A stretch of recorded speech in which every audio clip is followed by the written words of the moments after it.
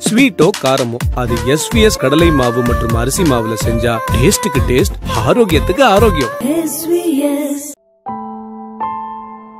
Hi viewers, வேல்மாண்டு ரவையில பால் பாயசம் செய்ய போறேன். வாங்க வீடியோக்குள்ள போகலாம். ரவை பால் பாயசம் செய்ய தேவையான பொருட்கள்: வேல்மாட் ரவை 3 ஸ்பூன், அரை கப் ஜீனி, 1/4 லிட்டர் பால், நெய் 3 ஸ்பூன், கிஸ்மிஸ் முந்திரி தேவையான அளவு, ஏலக்காய் பொடியாக்கியது. முதல்ல அடுப்பை பத்த வச்சு ஒரு கடாயில 3 ஸ்பூன் நெய் விட்டு கிஸ்மிஸ் முந்திரி உள்ள போட்டு நல்லா வறுக்கணும்.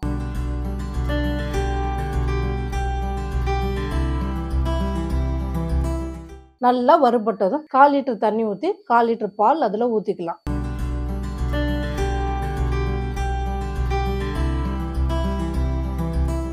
ரெண்டு நிமிஷம் ஆயிடுச்சு. பால் கொதிக்க ஆரம்பிக்குது. இந்த நேரத்துல 3 ஸ்பூன் ரவையை உள்ள போட்டு நல்லா மிக்ஸ் பண்ணிக்கலாம். பால் ரவையில நல்லா வேகணும், அதனால அப்பப்ப கலக்கி விடுங்க.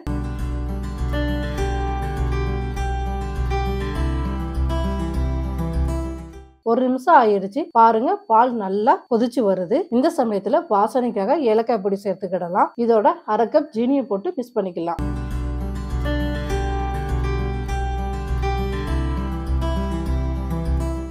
அடுத்து 2 நிமிஷம் கொதிக்க விடலாம். நல்லா ட்ரை ஆயிடுச்சு. வாசனை செமையா வருது.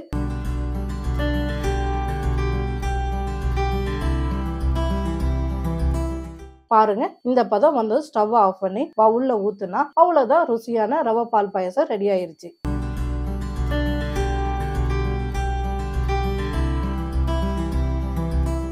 ரொம்ப ரொம்ப ஈஸியா 10 நிமிஷத்துல இதை செய்யலாம். குழந்தைகளுக்கு இந்த பாயசம் ரொம்ப பிடிக்கும். அதே போல வீட்டுக்கு வர கெஸ்ட்டுக்கும் இதை கொடுத்து நீங்க அசத்தலாம். அதனால கட்டாயம் நீங்க இதை வீட்டுல செஞ்சு பார்த்துட்டு எனக்கு கமெண்ட் பண்ணுங்க. நன்றி, வணக்கம்.